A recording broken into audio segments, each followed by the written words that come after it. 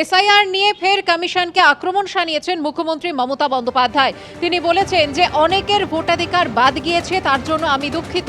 প্রথমে 58 লক্ষ নাম বাদ দিয়েছে তালিকা থেকে, তারপর লুকিয়ে লুকিয়ে অনেক লোকের নাম বাদ দিয়েছে। কে হিন্দু কে মুসলিম আমি দেখি না, যার নামই বাদ দিক প্রতিবাদ করব, গতকাল হুঙ্কার দেন মুখ্যমন্ত্রী।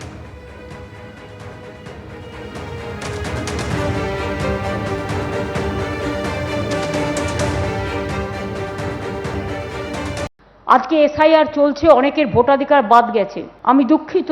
প্রথমে 58 লক্ষ 58 लाख निकाल दिया, उसको बाद छुपा छुपा के जो पहले रूल्स ही नहीं था लॉजिस्टिक डिस्क्रिपेंसी नाम पे 50 लाख नहीं वो 80 लाख होगा।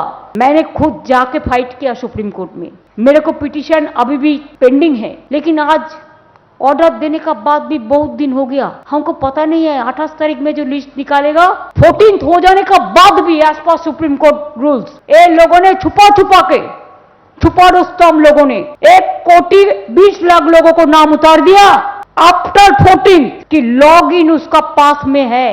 मेरे को देखना नहीं है कौन तृणमूल है, कौन बीजेपी है, कौन सीपीएम है, कौन हिंदू है, कौन मुस्लिम है, कौन जैन है, कौन सिख है, कौन ईसाई हो।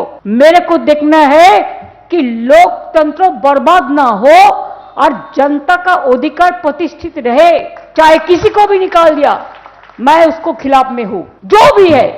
अगर जिसको नाम निकाल दिया, जिसको टोटल पेपर है, तो क्यों छोड़ दिया? तो इसी के लिए एक काम सफल हो जाएगा तो हम फिर आके इधर में माथा ठुकेंगे कि आम आज प्रे करके जा रहा है।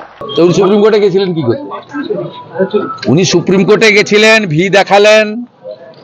ওনার পার্টির পক্ষ থেকে ডেলি বলা হয় আমাদের জয় হলো, আজ সুপ্রিম কোর্টে আমরা জিতলাম, গণতন্ত্র জিতলো, মানুষ জিতলো।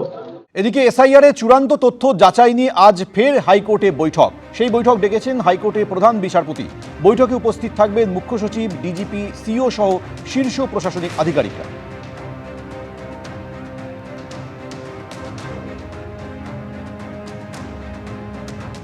অন্যদিকে আপলোড না হওয়া ভোটারদের জমা দেওয়া নথি হস্তান্তরের নির্দেশ। ইয়ারোর কাছে জমা পড়া আপলোড না হওয়া নথি হস্তান্তরের নির্দেশ দিয়েছে সুপ্রিম কোর্ট। 14 ফেব্রুয়ারির মধ্যে জমা পড়া নথি হস্তান্তরের নির্দেশ সুপ্রিম কোর্টের। জুডিশিয়াল অফিসারদের কাছে হস্তান্তরের নির্দেশ সর্বোচ্চ আদালতের। আজকের মধ্যে নথি হস্তান্তরের নির্দেশ সর্বোচ্চ আদালতের। বয়স ও অভিভাবকের তথ্য জানতে মাধ্যমিকের অ্যাডমিট ও সার্টিফিকেট গ্রহণ করতে হবে। এসআইআর মামলায় নির্দেশ সুপ্রিম কোর্টের।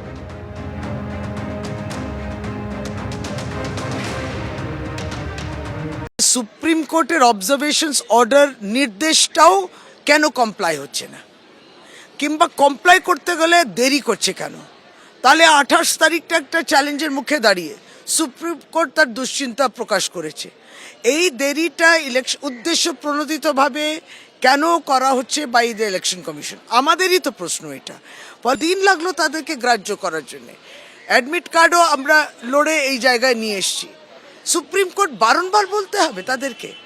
তাহলে কতটা উদ্ধত্ত এবং কতটা তাদেরকে প্রোটেকশন দিচ্ছে কেন্দ্রীয় সরকার ইলেকশন কমিশনকে তাদের এই ঔদ্ধত্য আচরণে? তোমরা করো, আমরা আছি। ঝামেলাটাই শাসকের অসহযোগিতার জন্য হচ্ছে। আমাদের পরে যেখানে যেখানে এসআইআর চালু হয়েছিল কাজ, যেমন গুজরাট, তারা এসআইআর কমপ্লিট করে ফেলেছে, লিস্ট বেরিয়ে গেছে। উত্তরপ্রদেশ কমপ্লিট হওয়ার পথে, উত্তরপ্রদেশে 3 কোটি নাম বাদ যাচ্ছে শোনা যাচ্ছে। কোথায় তো হই হল্লা হচ্ছে না, ওখানে বিজেপি শাসন ক্ষমতায় আছে। আজকে কংগ্রেস সমাজবাদী পার্টির বিরোধী আছে, তারাও তো এরকম করছে না মমতা বন্দ্যোপাধ্যায়ের মতো।